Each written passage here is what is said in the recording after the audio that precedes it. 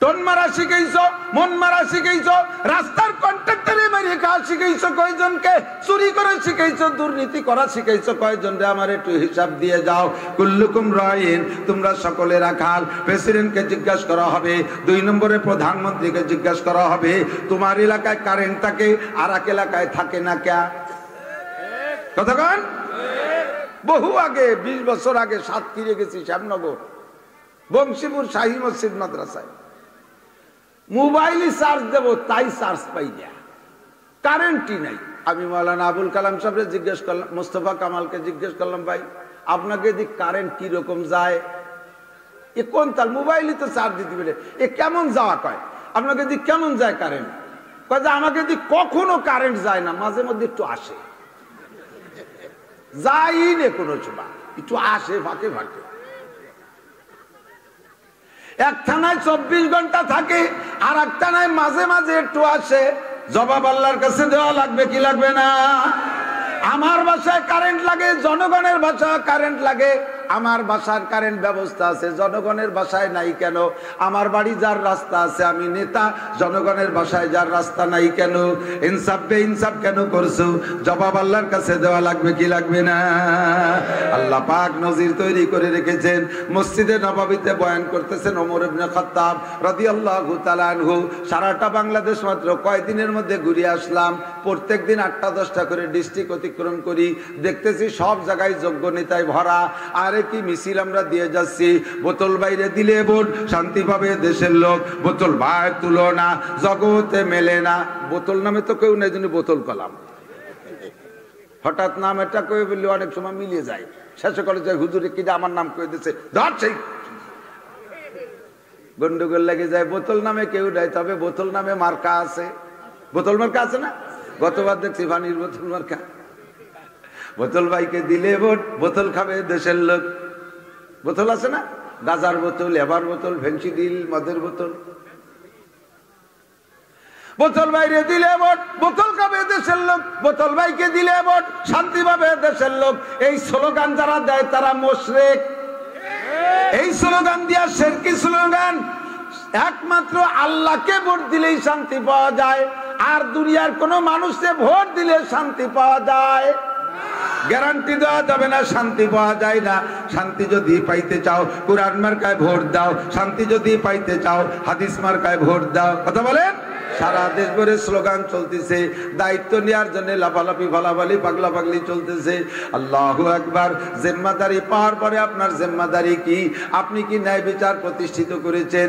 আমি বলবো তারাই পদে যাওয়ার ইচ্ছা করবেন, তারাই পদের আশা করবেন যাদের ভিতরে হযরত ওমরের মতো যোগ্যতা আছে, হযরত আবু বকরের মতো যোগ্যতার দাবি করতে পারেন। হুবহু না পারেন, কমপক্ষে তাদের নকশে কদমের উপরে চলার চেষ্টা করবেন।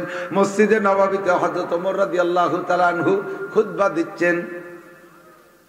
এর আগে এলান দিয়ে, রাষ্ট্র তো বিশাল, রাষ্ট্রের আয়তন, হযরত ওমরের রাষ্ট্রের আয়তন 2,40,00,000 বর্গ মাইল। কত বড়? 2,40,00,000। পৃথিবীর 2/3, 3 ভাগের 2 ভাগ একটা রাষ্ট্র। তাহলে কত বড় হওয়া দরকার? প্রায় বাংলাদেশের সমান। কথা কয় না আল্লাহ? অত বড় দেশের মানুষের পায়খানা বানতে এরকম 2-3 বাংলাদেশ লাগে। এত বড় দেশের রাজা হযরত ওমর, মসজিদে নববীর খতিব। আগের সব ভুলে যেতে হয়। সাহাবায়ে কিরামদের স্বভাব ছিল, এসে বলতেন, ইয়া রাসূলুল্লাহ আল্লিমনিল ওযু, হুজুর আমারে ওযু শিখাই দেন। হুজুর ওযু শিখানোর পরে গোসলের 2-1টা মাসালা হুজুর বলতে চাইলে বলতেন, কদ কাফানি ইয়া রাসূলুল্লাহ, হুজুর যথেষ্ট। আমি ওযু শিখছি, আগে ওযুরে প্র্যাকটিস করি। ওযু যখন আমি শিখে ফেলবো, এটা যখন আমার অভ্যাসে এসে যাবে, এরপরে আমি গোসল শিখব। আবার কতদিন পর এসে আল্লিমনিল গোসল, আমাকে গোসল শিখাই দেন। হুজুর গোসল শিখাই দিতেন। ফাঁকে যদি একটু তায়াম্মুমের মশালা বলতে যাইতেন, হুজুর ওটা আমি আর একদিন শিখবো, আগে গোসলকে অভ্যাসে পরিণত করিনি। আল্লিমনি সালাত, আমাকে নামাজ শিখাই দেন। হুজুর নামাজ শিখাই দিতেন। আল্লিমনি ফরায়েজাস সালাত, নামাজের ফরজগুলি শিখাই দেন। হুজুর ফরজগুলি শিখাই দিয়েছেন। এরপরে ওয়াজিব যদি বলতে যাইতেন, বলতেন যে হুজুর আমি ফরজকে আগে ইয়াদ করে নিই, তারপরে ওয়াজিব শিখব। যেটা শিখতেন সেটার পর আমলে আইনা, আমলের প্র্যাকটিস করে অভ্যাসে পরিণত করার পরে আরেকটা শিখতেন।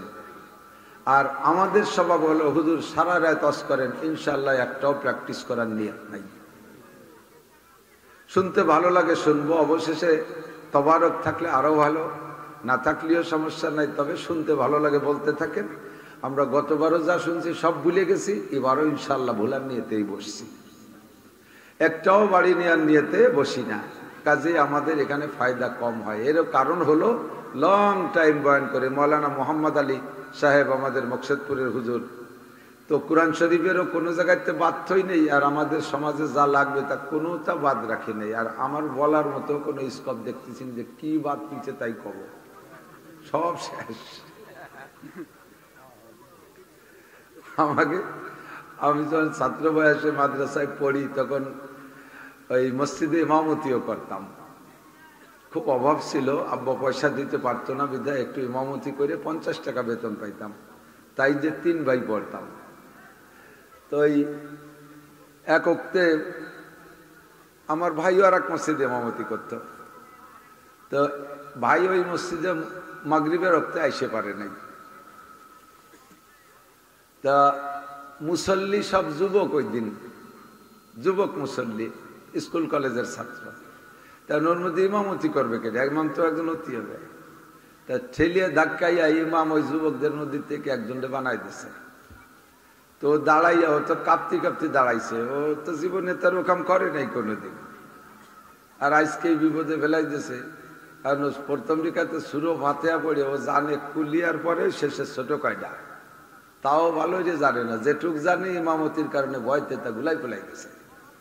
কারণ সুরো ফাতেহা পড়ে কুলিয়ার তিয়াক আয়াত, ইজাজত তিয়াক আয়াত, তাব্বাতিয়ার এক আয়াত, কুলুয়ার এক আয়াত, ফালাকের এক আয়াত, নাসের এক আয়াত, এই 6 সূরাতে 6 আয়াত পড়ছে। ওই যে কাঁপতি কাঁপতি রুকুতি গেছে, ওই চিন্তাই মরতেছে যে আল্লাহ এক রেখাতে সব কয়টা বললাম, পরের রেখাতে কের বাড়ি। এখন ওই কাঁপতি কাঁপতি রুকুতি গেছে, ওর সাথে বাকি কয়জন গেছে, একজন যাই নেই, ও রুকুতি যাই নেই, দাঁড়াই গেছে। ও বাংলাই কই উঠছে, পড়বো না তোর কাছে নামাজ, এক রেখাতে সব কয় জোরের গাড়ি মেরিয়ে দিছিস, পরের রেখাতে কেরবি নি, এই কইয়া হাসা হাসিরে নামাজ শেষ। তো মোহাম্মদ আলী ভাই যদি ওয়াজ করে এক রেখাতে সব কয় জোরের কাম সারা, এরপর আর কোনো বক্তার ওয়াজ হয় না। তো যে কটা বলছে ওই কটা কি মনে থাকবে? ইনশাআল্লাহ বলছে, জরুরি কথা, খুব ইম্পর্টেন্ট কথা বলছে, কোরআন শরীফ থেকে পড়ছে, এবং দাগ ফিতের নম্বরও জায়গায় জায়গায় বলার চেষ্টা করে, কত সূরার কত আয়াত, কোন পৃষ্ঠার কত হাদিস, আমি এবার তা পারি না। আল্লাহু আকবার। তো আমার দুর্বলতা আছে, আমাদের ভিতরে বর্তমানে পারনেওয়ালা মাশাআল্লাহ আলহামদুলিল্লাহ হাদিসের নাম্বার বলে আমার বাংলাদেশের ভিতরে অন্যতম মৌলানা আরিফ বিন হাবিব সাহেব দামাত বরকাতুল আলিয়া। ওলামা ইকরাম বহুত পরীক্ষা করছে, তার সব কোটেশন সত্য, একটাও ভুল নাম্বার সে বলে না। আল্লাহ তাআলা একটা জীবন্ত কম্পিউটার বানায় দিয়েছে। আসলে যে জামানায় যেমন প্রয়োজন সে জামানায় আল্লাহ তাআলা সেরকমই ব্যবস্থা করে দেন। কতক্ষণ? কোরআন শরীফ এমনই একটা কিতাব, এই কোরআন শরীফের পরে কি আর কিয়ামত পর্যন্ত কোনো কিতাবের দরকার আছে? আপনাদের কি বিশ্বাস? আর কোনো আসমানি কিতাবের দরকার নাই। এটা হুদাল্লিন নাস ওয়া বাইয়িনাতিন মিনাল হুদা ওয়াল ফুরকান, গোটা মানব জাতির, শুধু মুসলমানদের জন্য নয়। আয়াতের ভিতরে 2 রকমই আছে, হুদাল্লিল মুত্তাকিন, সূরা বাকারার ভিতরে শুরুতে আছে হুদাল্লিল মুত্তাকিন। এই কোরআন শরীফ মুত্তাকিনদের হিদায়াতের জন্য। খেয়াল করতেছেন আপনারা? সব কথাগুলো বোঝার চেষ্টা করতে হবে, খেয়াল করতে হবে। হুদাল্লিল মুত্তাকিন, মুত্তাকিনদের হিদায়াতের জন্য আসছে কোরআন শরীফ। তাহলে কাফের মুশরিকরা তো এই দিয়ে কোনো উপকৃত হতে পারবে না, বোঝা যায়। তাই আবার কত দূর যে বলে শাহরু রমাদানাল্লাযী উনজিলা ফীহিল কুরআন হুদাল লিন-নাস ওয়া বাইয়িনাতিন মিনাল হুদা ওয়াল ফুরকান। আল্লাহ পাক বলেন রমজান মাসে একটা কিতাব নাজিল করেছি, যে কিতাবটা গোটা মানব জাতির হিদায়াতের জন্য। সূরা বাকারার শুরুতে বললেন হুদাল্লিল মুত্তাকিন, আবার কদ্দুর যে বললেন হুদাল্লিন নাস, সমস্ত মানুষের জন্য হিদায়াত। পার্থক্য কি? মুত্তাকিন যদি এই কিতাব পড়ে তাহলে তাদের হিদায়াত, তাদের তাকওয়া আরো বেড়ে যাবে। আর কাফের মুশরিক সকলের জন্য এই কিতাবটা সুন্দর পথ দেখানোর যোগ্যতা রাখে। এই কিতাবের অনুসরণ করলে অমুসলমানরাও সুখী হবে, হিন্দু বৌদ্ধ খ্রিস্টান সকলেই এই কিতাবের থেকে হিদায়াত পাইতে পারে। আসসালামু আলাইকুম।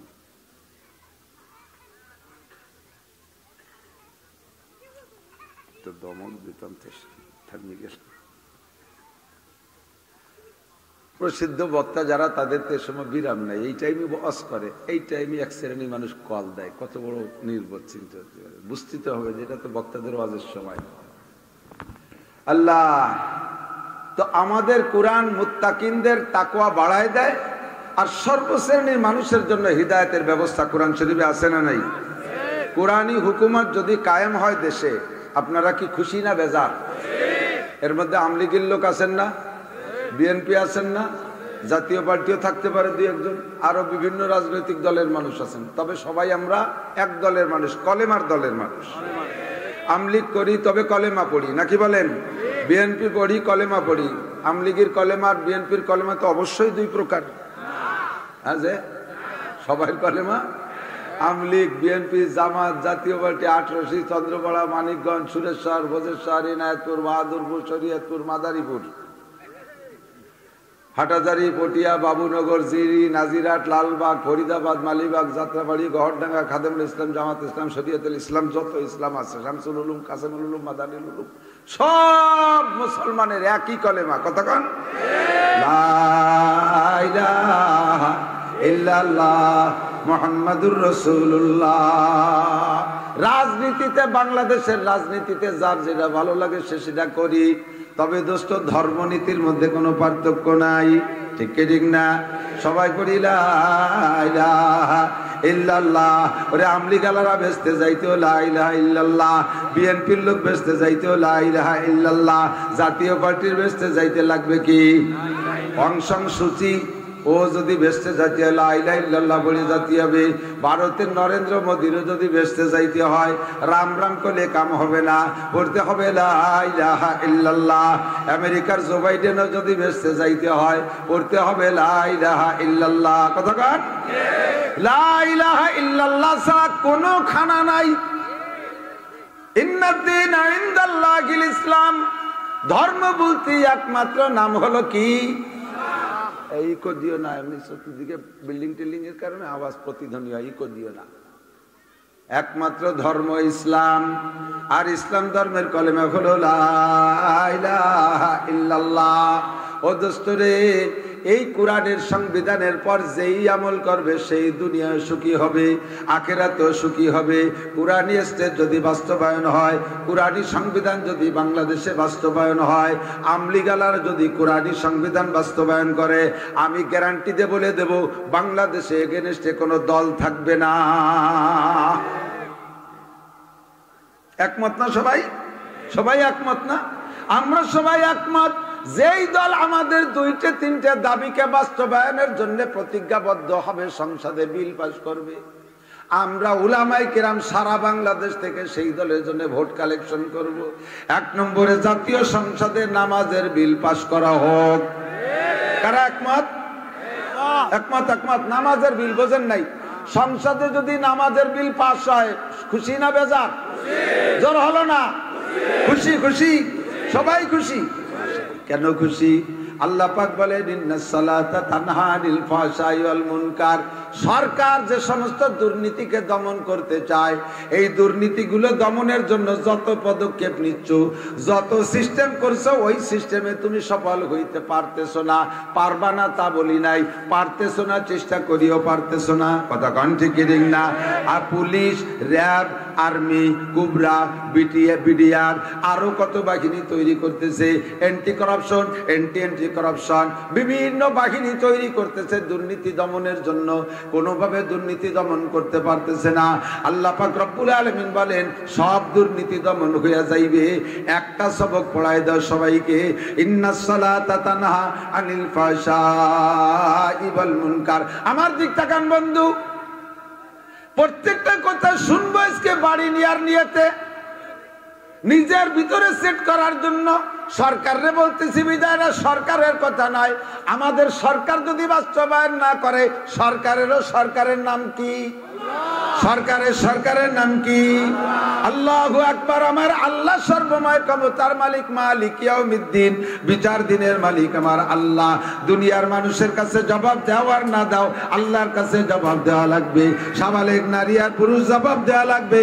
কাজেই কথারে ভাসমান কানে শুনবেন না, অন্তরের কান দিয়ে শুনবেন। ফাস্তামিউ লাহু ওয়া আনসিতু, মুখরে বন্ধ রাইখা অন্তরের কান দিয়ে শুনবেন। সরকার যদি নামাজকে বাস্তবায়ন করে জাতীয়ভাবে, সাংবিধানিক ভাবে, তাহলে নামাজটা সকলে পড়বে বাধ্যতামূলক, তখন আর ছাড়তে পারবে না। কথা বলেন ঠিক কি না? আর যদি সরকারের সাথে ছোট্ট একটু বিচারের ঘোষণা দিয়ে দেয়, বন্ধ করে না কেন? বন্ধ করো, ঘুরোই পারলি দেন, আমার দিক দিয়ে না, তাই আর কি দূরেই যাও না, বন্ধ করো, অন্য দিক দেন। বাস ঠিক আছে।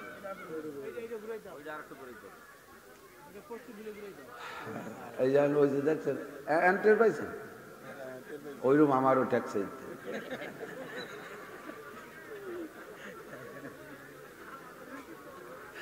আর নিবেই দিয়াই ভালো, এত লাইট লাগে না।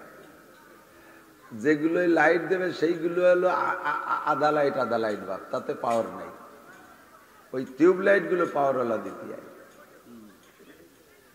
ইন্নাস সালাতা তানহা আনিল ফাহশাই ওয়াল মুনকার। অবশ্যই কথা কে বলেছে? আল্লাহর কথা। এটা কিসের আয়াত বলেন? কোরআন শরীফের আয়াত। ইন্নাস সালাতা তানহা আনিল ফাহশাই ওয়াল মুনকার। নিশ্চয়ই আল্লাহ ইন্না কোয়া লাগে না। আল্লাহ যদি বলতেন আসসালাতু তানহা আনিল ফাহশাই ওয়াল মুনকার, নামাজ মানুষকে খারাপ কাজ থেকে ফিরায়, এতেই গুরুত্বের অভাব নাই। তারপরও আল্লাহ তাআলা কথার গুরুত্ব বাড়ার জন্য শুরুতে ইন্না শব্দ ব্যবহার করছে। ইন্না, আন্না, এই সমস্ত শব্দগুলো গুরুত্বর শব্দ। আল্লাহ পাক বলেন অবশ্যই নামাজ মানুষকে সকল প্রকার অপকর্ম থেকে, সব দুর্নীতি থেকে ফিরানোর তাবিজের নাম কি? নামাজ। সরকার দুর্নীতি দমন করতে চায়, সুদ মুক্ত হোক, ঘুষ মুক্ত হোক, জেনা মুক্ত হোক, ব্যভিচার মুক্ত হোক, যৌতুক মুক্ত হোক, মদ গাঁজা মুক্ত হোক, দুর্নীতি মুক্ত হোক, টোন মারা মুক্ত হোক, মন মারা মুক্ত হোক, রাস্তা মারা মুক্ত হোক, বিজিএফ কার্ড মারা মুক্ত হোক, তারপরে আরো যারা ব্রিজ কালভার্ট মারিয়ে খাওয়া মুক্ত হোক। এটা সরকার চাই কি চায় না?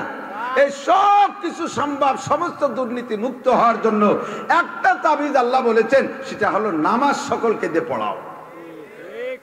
নামাজ সকলকে দিয়ে পড়াও। কিয়ামতের ময়দানে সরকারকে আল্লাহ ডেকে বলবে, কুল্লুকুম রাইন ওয়া কুল্লুকুম মাসউলুন আন রাইয়াতিহি। তোমরা সকলে রাখাল। রাই মানে রাখাল, দায়িত্বশীল। রাই মানে রাখাল। রাখালের কাছ থেকে যেমন সন্ধ্যাকালে আপনি গরুগুলো বুঝে নেন, এখন তো রাখালি পদ্ধতি নাই, গরু লালন পালনও বাদ হয়ে গেছে। যদিও পোষে তাহলে ফার্মের মধ্যে পোষে, আগের মতো মুক্ত মাঠে গরু ছেড়ে দিয়ে পালাপালি নাই। কতক্ষণ আগে গাড়িস্থ পাবলিক যারা ছিল গাড়িস্থে, এরা গরু পালতো 8টা-10টা করে, বাৎসরিক করে রাখাল রাখতেন। মনে আছে নাকি মুরব্বীরা? রাখালকে সকালবেলা গরু দিয়ে মাঠে পাঠাইতেন, সন্ধ্যাকালে রাখালের কাছ থেকে গরুগুলো বুঝে নেওয়া হতো, ঠিক না? 1 নম্বরে গরুর সংখ্যা ঠিক আছে নাকি, তোরে 10টা যে পাঠাইলাম 9টা আনলি না 10টা আনলি বুঝে দে। 2 নম্বরে ঘাস খাওয়াইতে পাঠাইছি, পেট কান খালি। তুই কোন জায়গায় যে গাঁজা খেয়ে বেড়াইছিস, তাস খেলে বেড়াইছিস, আমার গরুর পেটে কেন গরুর পেটে কেন ঘাস নাই? জিজ্ঞাসা হবে কি হবে না? 3 নম্বরে গরু সুস্থ আসছে না অসুস্থ, ঠ্যাং হাত পাও ভাঙ্গে চোখ কানা বাড়ি আনছিস, জিজ্ঞাসা হবে কি হবে না? আরে রাখালের কাছ থেকে যেমন সন্ধ্যাকালে গরুগুলো বুঝে নেন, যত মানুষ আছে দায়িত্বশীল সকলকে কিয়ামতে আল্লাহ পাক জিজ্ঞাসা করবে। সর্বপ্রথম প্রেসিডেন্টকে জিজ্ঞাসা করবে, তোমার দেশের জনগণের হিসাব দাও আমার কাছে। তুমি তো চাইছিলে রাজা হইতে, আমি তোমারে রাজা বানাই দিছি, এবার তোমার রাজত্বের জনগণের হিসাব আমারে দাও। নামাজ পড়ছে কয়জন, রোজা রাখছে কয়জন, হজ করছে কয়জন, যাকাত দিছে কয়জন, দাড়ি রাখাইছো কয়জন, টুপি পরাইছো কয়জন, মসজিদে নেছো কয়জন, কোরআন পড়াইছো কয়জন, কুয়াকাটা নেছো কয়জন, কক্সবাজারে নেছো কয়জন, পার্কের মধ্যে বসায় তসবিহ টিপাইছো কয়জন রে দিয়া। এগুলো সব একটা হিসাব দিয়ে যাও। টোন মারা শিখাইছো, মন মারা শিখাইছো, রাস্তার কন্ট্রাক্টরে মেরে খাওয়া শিখাইছো কয়জনকে, চুরি করে শিখাইছো, দুর্নীতি করা শিখাইছো কয়জন রে, আমার একটু হিসাব দিয়ে যাও। কুল্লুকুম রাইন, তোমরা সকলে রাখাল। প্রেসিডেন্টকে জিজ্ঞাসা করা হবে, 2 নম্বরে প্রধানমন্ত্রীকে জিজ্ঞাসা করা হবে, তোমার এলাকায় কারেন্ট থাকে আর এক এলাকায় থাকে না কে? কথা কন। বহু আগে 20 বছর আগে সাতক্ষীরে গেছি, শ্যামনগর বংশীপুর শাহী মসজিদ মাদ্রাসায়। মোবাইলে চার্জ দেব, তাই চার্জ পাই না, কারেন্টই নাই। আমি মাওলানা আবুল কালাম সাহেবকে জিজ্ঞেস করলাম, মোস্তফা কামালকে জিজ্ঞেস করলাম, ভাই আপনাকে দিক কারেন্ট কি রকম যায়? এ কোন তার মোবাইলে তো চার্জ দিতে পারে, এ কেমন যাওয়া? কয় আপনাকে দিক কেমন যায় কারেন্ট? কয় যে আমাকে দিক কখনো কারেন্ট যায় না, মাঝে মধ্যে একটু আসে, যাই না কোনো সময় একটু আসে ফাঁকে ফাঁকে। এক থানায় 24 ঘন্টা থাকে, আর এক থানায় মাঝে মাঝে একটু আসে। জবাব আল্লাহর কাছে দেওয়া লাগবে কি লাগবে না? আমার বাসায় কারেন্ট লাগে, জনগণের বাসায় কারেন্ট লাগে। আমার বাসার কারেন্ট ব্যবস্থা আছে, জনগণের বাসায় নাই কেন? আমার বাড়ি যার রাস্তা আছে, আমি নেতা, জনগণের বাসায় যার রাস্তা নাই কেন? ইনসাফ বেইনসাফ কেন করছো? জবাব আল্লাহর কাছে দেওয়া লাগবে কি লাগবে না? আল্লাহ পাক নজির তৈরি করে রেখেছেন। মসজিদে নববীতে বয়ান করতেছেন ওমর ইবনে খাত্তাব রাদিয়াল্লাহু তাআলা আনহু। সারাটা বাংলাদেশ মাত্র কয়দিনের মধ্যে ঘুরে আসলাম। প্রত্যেকদিন 8টা-10টা করে ডিস্ট্রিক্ট অতিক্রম করি, দেখতেছি সব জায়গায় যোগ্য নেতায় ভরা। আর কি মিছিল আমরা দিয়ে যাচ্ছি, বোতল বাইরে দিলে ভোট, শান্তি পাবে দেশের লোক, বোতল বাইরে তুলো না, জগতে মেলে না। বোতল নামে তো কেউ নেই, জন্য বোতল কলাম। হঠাৎ নাম এটা কয়ে বললে অনেক সময় মিলিয়ে যায়, শেষে করে যায় হুজুরে কিনা আমার নাম কয়ে দিচ্ছে, ধর সেই গন্ডগোল লেগে যায়। বোতল নামে কেউ নাই, তবে বোতল নামে মার্কা আছে। বোতল মার্কা আছে না?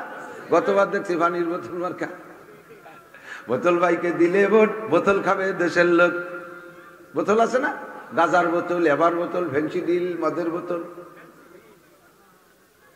বোতল বাইরে দিলে ভোট, বোতল খাবে দেশের লোক। বোতল ভাইকে দিলে ভোট, শান্তি পাবে দেশের লোক। এই স্লোগান যারা দেয় তারা মুশরিক। এই স্লোগান দিয়া শিরকি স্লোগান। একমাত্র আল্লাহকে ভোট দিলেই শান্তি পাওয়া যায়, আর দুনিয়ার কোন মানুষকে ভোট দিলে শান্তি পাওয়া যায়? গ্যারান্টি দেওয়া যাবে না, শান্তি পাওয়া যায় না। শান্তি যদি পাইতে চাও কুরআন মার্কায় ভোট দাও, শান্তি যদি পাইতে চাও হাদিস মার্কায় ভোট দাও। কথা বলেন।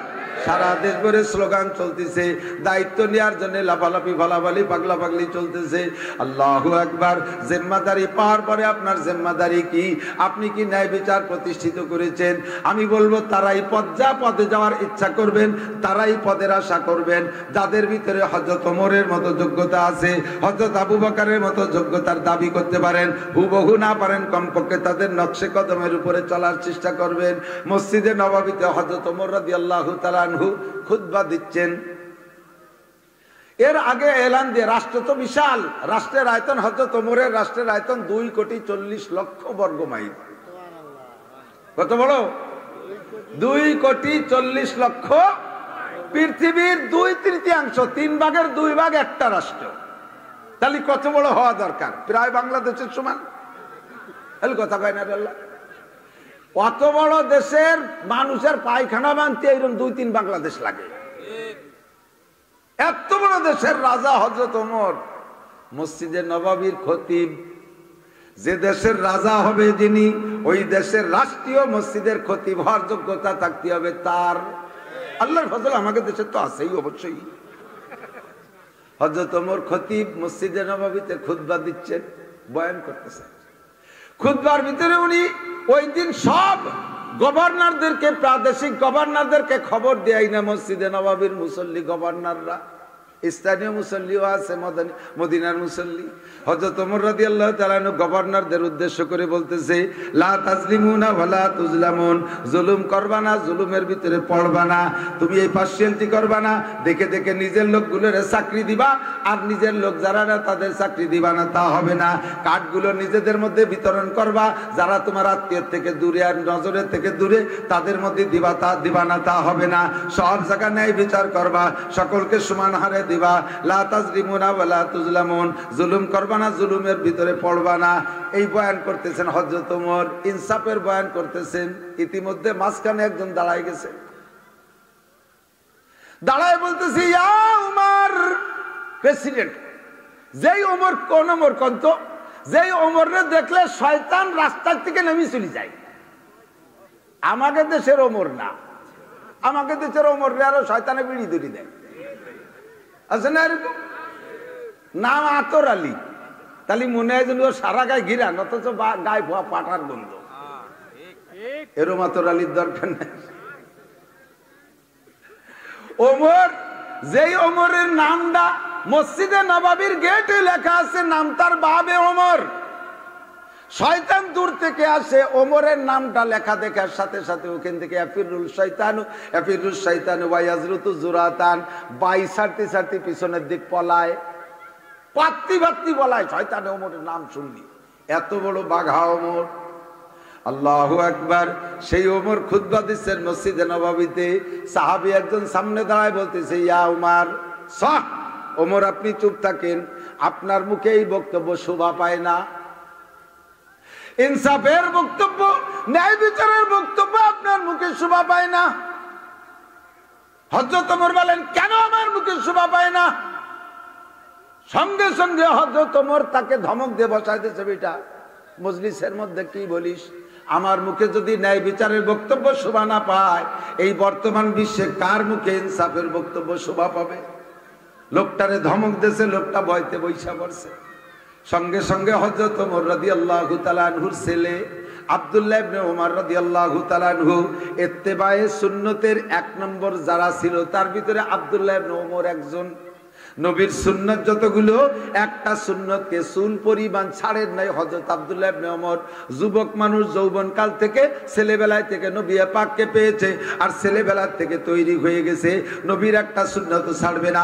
এ আমার যুবকরা, কিয়ামতে যদি হযরত ওমরের সাথে, হাসান হুসাইনের সাথে জান্নাতে যাইতে চাও, সাইয়্যিদাই সুবহানিল জান্নাহ, জান্নাতি যুবকদের নেতা হাসান হুসাইন, তাদের সাথে যদি জান্নাতে যাইতে চাও, এখন থেকে তুমি প্রস্তুতি নাও।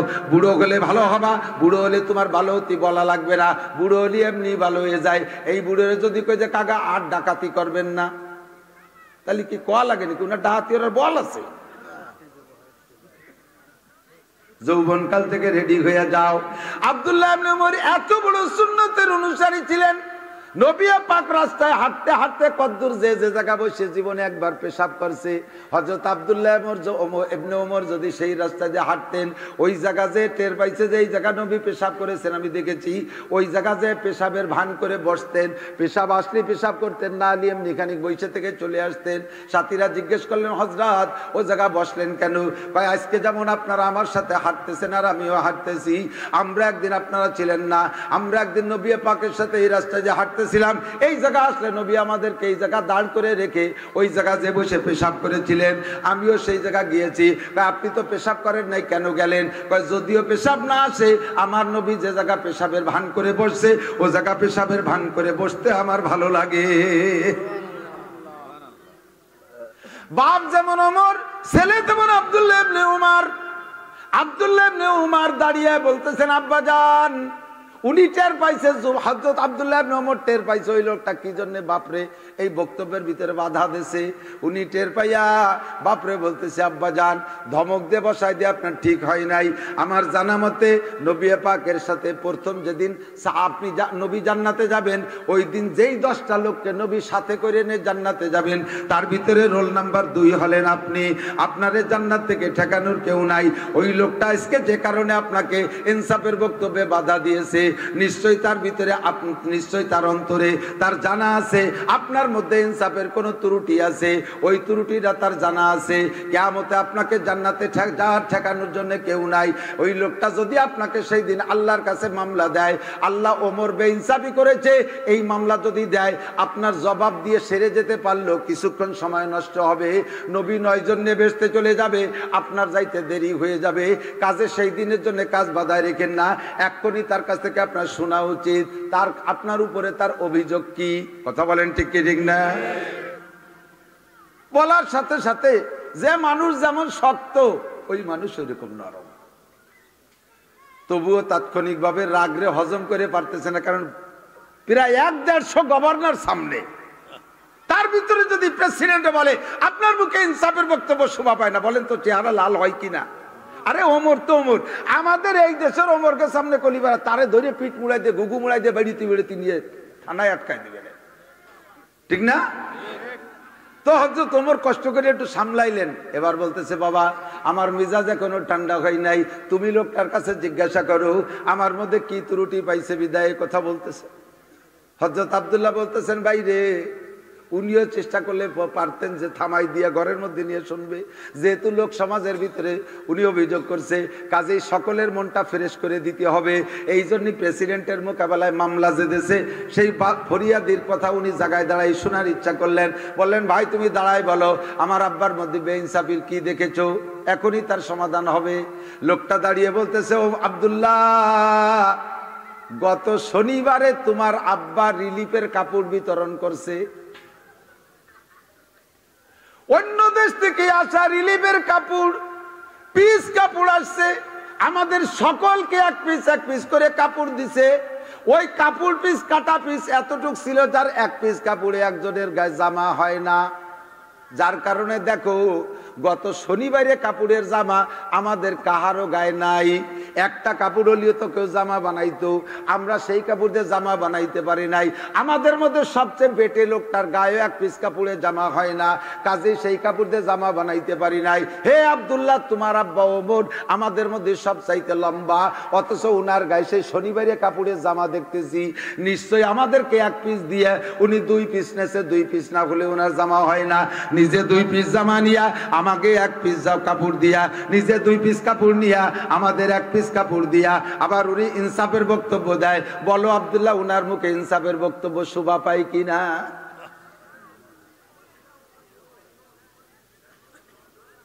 আব্দুল্লাহ বলতেছে, আব্বা এই গভর্নরদের সামনে, হাজার হাজার মুসল্লিদের সামনে আমি স্বীকার করলাম, আল্লাহর কসম আপনি দুই পিস কাপড় নিয়ে জামা বানাইছেন। ওই লোকটার অভিযোগ সত্য। এবার তারে ধমক দিয়ে বসায় দিলেন, কিয়ামতে যদি আপনার এই পেছে আটকাইয়া দেয় আপনার জান্নাতে যাইতে দেরি হবে, জবাব দেন আপনি।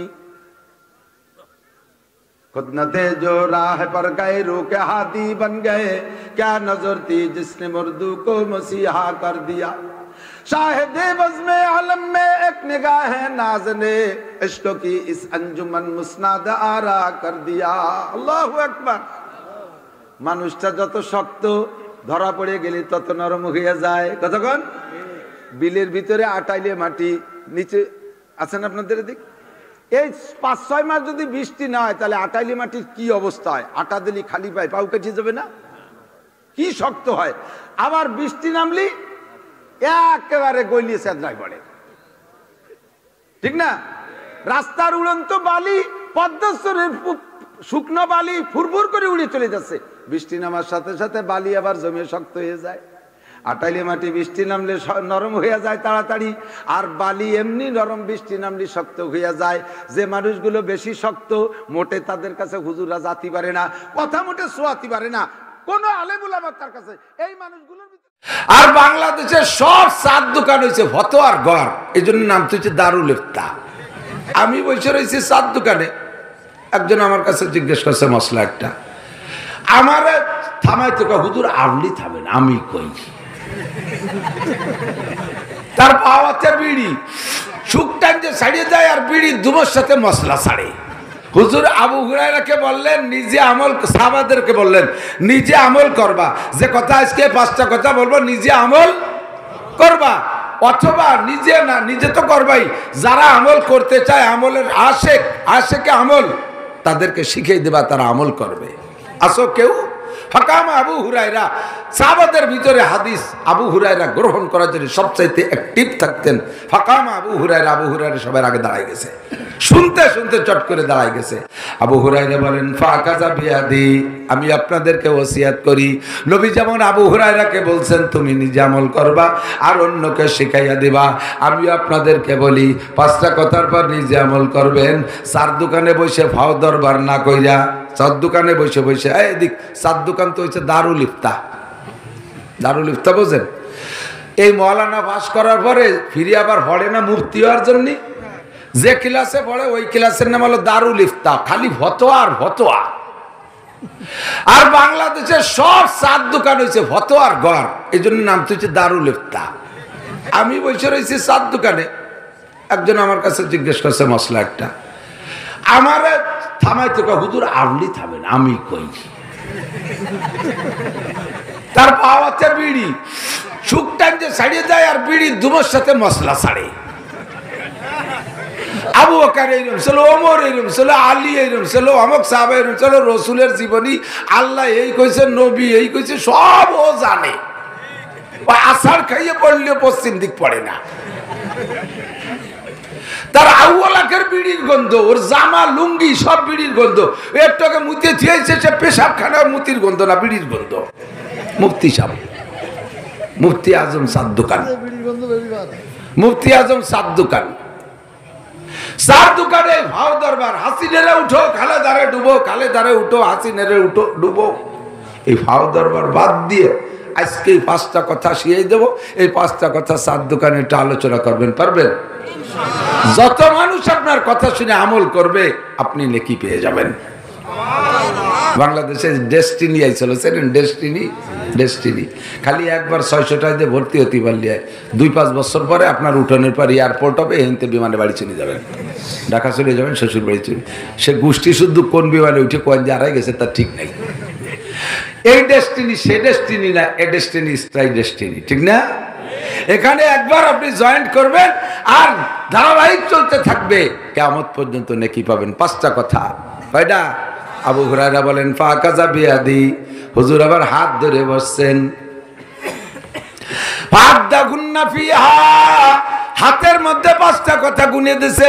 এক হাতের ভিতরে আঙ্গুল কয়টা? 99% মানুষের 5টা কের যদি ব্যতিক্রম একটা বাড়িয়ে যায় সেটা হিসেবের মধ্যে না। 5টা আঙ্গুল হাতের মধ্যে। ফাদ্দা গুন্না ফিয়া, হুজুর হাত ধরে 5টা আঙ্গুলের মধ্যে গুনে দিলেন।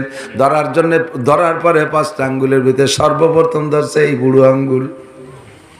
এইটার নাম কি? বুড়ো আঙ্গুল না? বুড়ো মানে কি? বয়স বেশি না? তাহলে এরা কি বয়স কম নাকি? তেরে বুড়ো কবে কে? হ্যাঁ, খাটো হয়ে গেছে বুড়ো হতে হতে। ওর বাপ একটু মুরব্বী বাপ, ঠিক না? এই বুড়ো আঙ্গুলির তর্জমা বাংলাদেশে একরকম, বিদেশে আর একরকম। বাংলাদেশে আরে বিদেশে যদি একবার এক বুড়ো আঙ্গুল দেখায় তার মানে হলো গুড, দেখেন লাইক দে গুড। আর যদি দুটো দেখায় ভেরি গুড। আর বাংলাদেশে যদি একবার দেখায় তাহলে ঘুষি নাকে, আর 2টা দেখায় দিলে মাথা ফাটা বেলা দেবে, ঠিক না?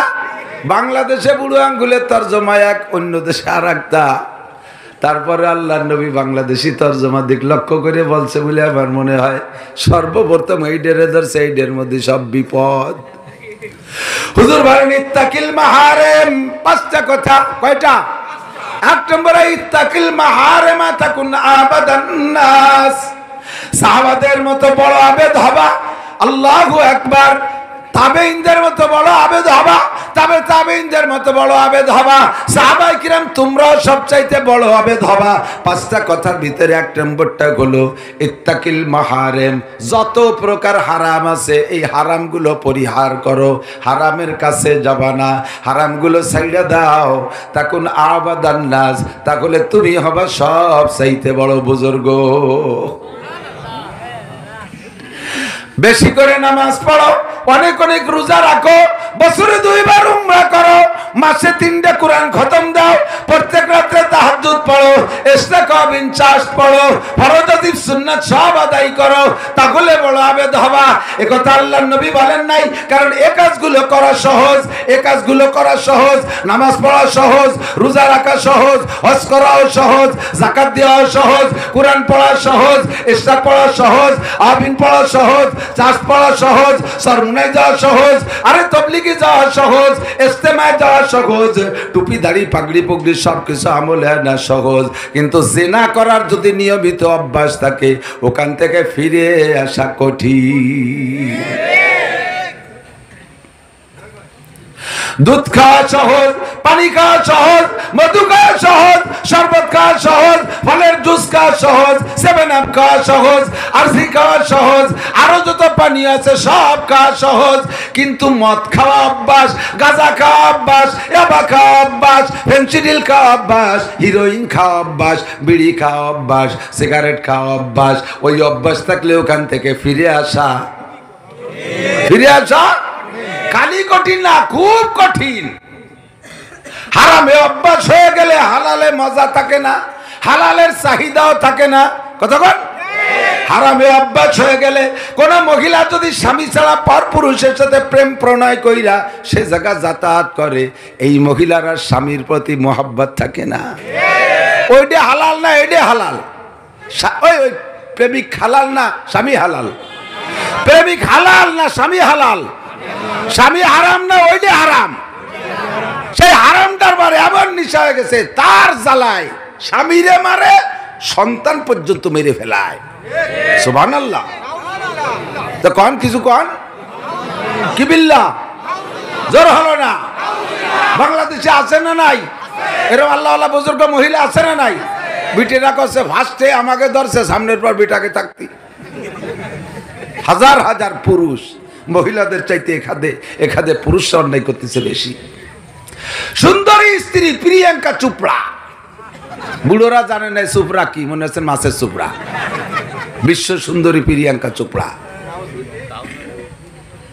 আল্লাহ, এমনও যদি বউ ঘরে থাকে, দেখেন না চলচ্চিত্রের নায়ক নাকি দেখি তো মাঝে মাঝে খবরে, পরিমণি কার বউ, সে পরিমণিরে থুয়ে বলে আর একজনের সাথে কি দিয়ে বেড়ায়, নষ্টি কষ্টি।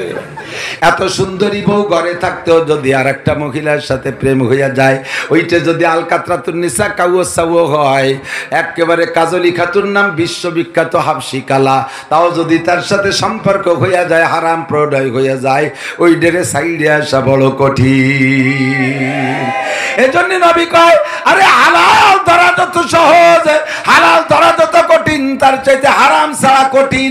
আর কঠিন কাজ, কঠিন ইবাদত করতে পারলেই নাকি বেশি পাওয়া যায়। তাই নবী বলেন, ইত্তাকিল ইত্তাকিল মাহারিমা তাকুন আবাদান নাস। ও মুসলমান, সবচেয়ে বড় আবেদ যদি হইতে চাও, হারাম কাজগুলো দেখে দেখে ছেড়ে দাও। ব্যবসা হালাল না সুদ হালাল? পিছনালারা কয় না ব্যবসা হালাল না সুদ হালাল? ব্যবসা হারাম না সুদ হারাম? ব্যবসা করা সহজ, ব্যবসা করা। সুদে কারবারের অভ্যাস থাকলে ব্যবসায় তৃপ্তি পায় না, ব্যবসার টাকায় তৃপ্তি পায় না। 2 মণ চাইল বেচলি 20 টাকা লাভ, আর 2 মণ চাউলের দাম 4000 টাকা, এক জায়গা দিয়ে দিলি মাসে 400 টাকা। সুবহানাল্লাহ। আছে না নাই? 1 লাখ টাকা দিলি মাসে 10,000, 1 লাখ টাকার পুঁজিতে নিয়মিত মাসে 10,000 টাকা আসবে, এটা শিওর না, কিন্তু সুদের পাল্লা গাইলে 10,000 টাকা কনফার্ম। ঠিক কি ঠিক না? আরে যদি 10,000 টাকা মাসের শেষে না দেয়, তাহলে এবার হবে 1,10,000, আগামী মাসে হয়ে যাবে কত? 11,000। ঠিক না? এই 11,000 না দিলে পরের মাসে আরো 100টা বেড়ে যায়। ডিম আন্ডা বাচ্চা ফুটতি তালে তাই। লাস্টে যাইয়া মামলা দিলে কোর্টও সুদখোরের পক্ষে যাইয়া তার মামলায় আদায় করে দেয়, ওর ভিটে বাড়ি বেইছে সম্পূর্ণ টাকা আদায় করে নিয়ে আসে। বন্ধুরে, হারামে একবার অভ্যাস হয়ে গেলে হালালে মজা থাকে না, হালালে তৃপ্তি পায় না। ঘুষ খেয়ে তাদের অভ্যাস হয়ে গেছে। এদিক ঘুষ ঘুষ। ডুবাইয়ের অফিসাররা তো খায় না, পুলিশরা তো খাই না। পুলিশরা দাঁত মেজে মেসাক করে ফেলেছে, রাস্তায় দাঁড়িয়ে ট্রাকের সাথে মুসাফা করে করে 20 টাকা। রাস্তা ট্রাকের পুলিশরা, আরে সব পুলিশ না, আমি হাজার হাজার পুলিশ জানি, যেই পুলিশরা একটা চাও আর একজন পুলিশের কাছ থেকে খায় না। এরকম হাজার পুলিশের খবর আমি জানি। আমি মাওলানা নাসির নফল রোজা রাখি না, প্রত্যেক চাঁদের 13, 14, 15 3 দিন রোজা রাখে, নফল রোজা। এরকম পুলিশ আমি জানি। সিপাই না, বাগা officer, DIG, SP, additional DIG, এরা একটি টাকা ঘুষ খায় না। আমার হাতে টাকা দেয় মাদ্রাসায় 200 টাকা, একজন ডিআইজি 200 টাকা। ডিআইজির কাছ থেকে নেবে হলো 2 লাখ, কারণ তার বেশাল ফাতা আছে, ওর মধ্যে ঢুকতি তালে থাকে খালি। তাতে আমার এক পাশে পয়াম কেটে একটু দিয়ে দিই, তাতে 2-5 লাখ হয়ে যায়। মাত্র 200 টাকা দিয়ে হাত ধরে কয়, হুজুর দোয়া করেন। আমি খুব খুশি হয়েছি। উনি বুঝতেছে যে আমি একজন ডিআইজির কাছ থেকে 200 টাকা, এতে কি হুজুরিয়াতে মানায়? মনে হয় হুজুর বেজার হয়েছে, হুজুর কষ্ট নিয়েন না। আমি বললাম, যদি আপনি ঘুষ খাওয়া টাকার থেকে 2 কোটি দিতেন, তার চাইতে আপনার এই 200 টাকা আমার বরকত বেশি হবে। আমি অত্যন্ত খুশি হয়েছি, সারা দেশ ভরে গাইয়ে বেড়াবো আমি ইনশাআল্লাহ। ওয়াজের মাঠে আপনার প্রশংসা হবে। আল্লাহর কাছে দোয়া করব, প্রেসিডেন্ট গার্ডের এসপি, প্রেসিডেন্ট গার্ডের এসপি, এসপি আবুল কাসেম টুটুল, এই একটার খালি নাম কয়ে দিলাম, এসপি আবুল কাসেম টুটুল আমারে মোহাব্বতের সাথে কয়, হুজুর আপনার তো বাসায় নেওয়ার দরকার, কিন্তু সাথে লোক রয়েছে, আপনি তোমার দেশের ভাই, আপনারে নিয়ে কোনো ঘটনা না, কিন্তু উন্ডা কয়জন রয়েছে ঠাট্টা করবে, আপনার এই উপরে হাসাহাসি করবে যে আপনার দেশের এসপি, তার বাড়ি নাকি এই বহুত কষ্ট করে, বাড়ির তো 2 বিঘে জমি বেশি আইনি একটা ফ্ল্যাট নিছি, ছেলে মেয়ে তো ঢাকায় পড়াইতে হয়, তো এখনো প্লাস্টার করতে পারি নাই ফ্ল্যাটটায়, আর জাল নাই খেতাটা নাই তুইছি। প্রেসিডেন্ট গার্ডে যে জায়গায় বসে কোটি কোটি টাকা কামাই করতে পারে, একটু চাকরির নাম কয়ে দিলে তার কাছে বস্তা ধরে টাকা পড়ে। এমন পুলিশ আমি জানি, যেই পুলিশ তাহাজ্জুদ পড়ে নিয়মিত, যেই পুলিশ সাধারণ ডিউটিতে হিন্দুদের পূজার ডিউটি পাইলেও সে জায়গাও সে সুন্দর করে নামাজের পরিবেশ কইরা জামাতে নামাজ পড়ে, এরকম পুলিশ আমার জানা আছে। কিয়ামতের ময়দানে এই সকল পুলিশ হযরত মুখতার রাদিয়াল্লাহু তাআলা আনহু পুলিশ ওনার সাথী পুলিশদের সাথে জান্নাতি হইয়া যাবে। ইত্তাকিল মাহারিম, খালি পুলিশরা ঘুষ খায় না, দোষ খালি পুলিশ গে, এর চাইতে বড় বড় ঘুষখোর অন্যান্য চেয়ারে আছে, জড়ো হলো না? এত বড় দাড়ি, কপালে টিক্কি হয়ে গেছে, নামাজ পড়তে পড়তে দাড়িতে মেহেদি লাগাইয়া পুপাড়া লাল করে ফেলাইছে। মসজিদের ইমাম সাহেব 2 টন মাল পাইছে উপজেলাতে, ওই 2 টন মাল ওনার কাছে ডিও হবে, ডেলিভারি অফিসার উনি, ওনার কাছে ডিও হবে, ডিও লেটার ওনার কাছে নিয়ে দেশে, উনি মোটে সই করে না, এই পাশ ইউআইডাই করতে করতে মাস গস্তি গস্তি চলে যাচ্ছে, কারণ হুজুর তো জানে না যে উনি মাল খায়, এই মাল দিচ্ছি না বলে তালে আসতেছে না, এটা হুজুর টের পাই নাই, গস্তি গস্তি লাস্টে চলে গেছে, সেক্রেটারি রেড সিগন্যাল দিছে, ও হুজুর যদি মাল না আনতে পারো তাহলে তোমার চাকরি খাইয়ে দেবো। হুজুর জিব্বে পানি নাই, কান্তি কান্তি যে কয় স্যার আপনার পায়ে ধরি, আজকে একটা সই দিয়ে দেন, নইলে আমার চাকরি থাকবে না। ধরে ফাইল ধরে 3 ফাইলের তলে থুয়ে দেখা, যাও ওই পাশে একজন দাঁড়ানো, ওর সাথে দেখা করি আসো। ওই অফিসারের একজন মুনকার নাকি ওই ধারে পায়খানার ধারে দাঁড়ানো, তাই মুনকার নাকি রেজেকে ভাই স্যার কি আপনার কাছে আমরা পাঠাইছে? বলে হ্যাঁ। কি জন্য পাঠাইলে? কয় যে যত বড় দাড়ি দেখো আর যত বড় টুপি দেখো, কপালে দাগ দেখো, ওর ভিতরে ফাঁক আছে। দাগের মধ্যে কি আছে? ফাঁক আছে, মাল না দিলি তাল হবে না। কড্ডুন কয় 2 টনের 1 টন, উড়ি গজব।